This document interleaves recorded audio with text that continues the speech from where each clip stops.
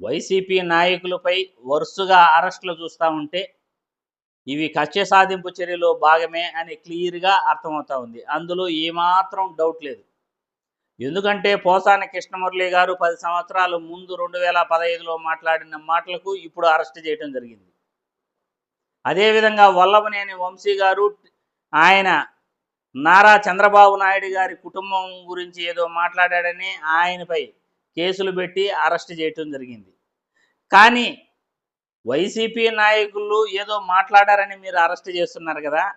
ఇప్పుడు ఒక వీడియో చూపిస్తాను. టీడీపీ నాయకులు, జనసేన నాయకులు ఏ విధంగా మాట్లాడుతున్నారో, మళ్ళీ భారతదేశంలో వీళ్ళకి చట్టాలు వర్తించవా, ప్రజలందరూ కూడా మీరు చూడాలి ఈ వీడియో. నీ తల్లి మొగుడిచ్చాడా, మీ అమ్మమ్మ మొగుడిచ్చాడా, మీ నాన్నమ్మ మొగుడిచ్చాడా? ఈ సైకో నా కొడుకు ఒరే జగన్మోహన్ రెడ్డి, నీకు పుట్టిన పిల్లలు నీకు పుట్టలేదురా అంటాడు వీడే. అప్పుడు నువ్వేం చెబుతావు సమాధానం? నీ పిల్లలు DNA వేసి వాళ్ళ మెల్లో వేసి వీళ్ళు నాకే పుట్టారని రుజువు చేసుకుంటావా? నీ ఇద్దరు ఆడబిడ్డలు ఉసురు నీకు ఈరోజు తగులుతుంది, నీ అత్తగారు ఉసురు ఈరోజు తగులుతుంది. మా వాడిపోయిన రోజా, మా సిగ్గులోని రోజా, డబ్బుల కోసం కకృతి పడే రోజా. జగన్ రెడ్డి గారి బహిరంగ సభలు చూశాక ఇంత లేఖినా కొడుక, ఇంత అలగానా కొడుక, ఇంత నీచపు నికృష్టం గుండా కొడుక మన ఆంధ్రప్రదేశ్ రాష్ట్రానికి ముఖ్యమంత్రి అయ్యింది. తిక్క రేగితే నాకు ముఖ్యమంత్రి వాళ్ళ అమ్మమ్మ కూడా ఎవరు గుర్తురాడు నాకు. జగన్ ఎంత, జగన్ బతుకెంత.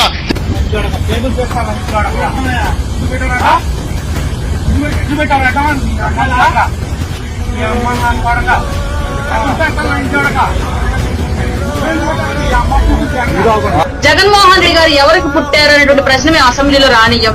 జగన్మోహన్ రెడ్డి గారి పిల్లలు ఎవరికి పుట్టారనే ప్రశ్న మేము అసెంబ్లీలో రానియం. జగన్మోహన్ రెడ్డి గారికి భార్యలు ఎంతమంది ఉన్నారు, భార్య ఏతర సంబంధాలు ఎన్ని ఉన్నాయి, ఎన్ని ప్యాలెస్లు ఉన్నాయి.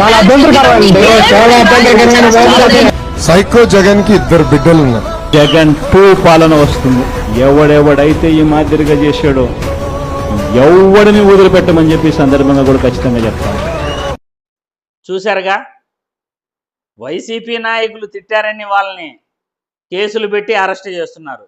మరి ఈ విధంగా మాట్లాడుతున్న టీడీపీ నాయకులను, జనసేన నాయకులను, చంద్రబాబు గారి దగ్గర నుండి, పవన్ కళ్యాణ్ గారి దగ్గర నుండి, స్పీకర్ దగ్గర నుండి ఒక్కొక్కరు ఎలా మాట్లాడుతున్నారో మీరందరూ చూశారు. వాడుకలో ఉన్న భాషలు అవి.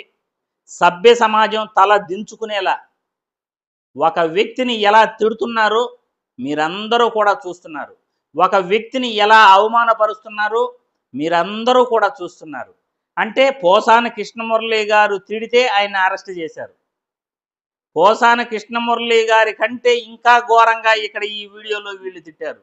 మరి వీళ్ళపైన ఏ కేసులు పెట్టాలి, వీళ్ళని ఏ జైల్లో పెట్టాలి ప్రజలే అర్థం చేసుకోవాలి. ఎందుకంటే అక్కడ వాళ్ళకొక న్యాయం, వీళ్ళకొక న్యాయమే. వీళ్ళు అధికారంలో ఉన్నారు కాబట్టి మీరు అధికారాన్ని మరియు చట్టాలను మీకు అనుకూలంగా మీరు మార్చుకోవచ్చు. వాళ్ళు ప్రతిపక్షంలో ఉన్నారు కాబట్టి వాళ్ళపైన కేసులు పెట్టేసి వాళ్ళని అరెస్ట్ చేసి వాళ్ళని లోపలేసేస్తారా? ఇది ఎక్కడ న్యాయం అయ్యా? ఇది రేపు మీరు ప్రతిపక్షం రాకుండా ఉంటారా? ఈ వీడియోలన్నీ కూడా వాళ్ళు చూస్తూనే ఉన్నారు.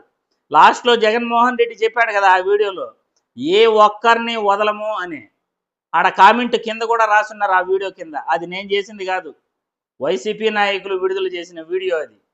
ఖచ్చితంగా ప్రతి ఒక్కరిని కూడా పాత కేసులు 20 సంవత్సరాల ముందు మాట్లాడిన మాటలు కూడా రేపు వైసీపీ ప్రభుత్వం అధికారంలోకి వస్తే ఎవరిని వదిలిపెట్టదు. అది మాత్రం క్లియర్గా అర్థమవుతూ ఉంది. కాబట్టి ఇదే విధంగా ముందుకెళ్తారా, లేకపోతే ప్రజా సమస్యల్ని సాల్వ్ చేసే దిశగా, రాష్ట్రాన్ని అభివృద్ధి చేసే దిశగా మీరు ముందుకెళ్తారా? పరిపాలన అందరికీ సమానంగా అధికారంలో ఉన్నాం కాబట్టి అన్ని చట్టాలను అందరినీ సమానంగా చూసేలా మీరు అడ్మినిస్ట్రేషన్ చేస్తారా అనేది మీ ఇష్టం.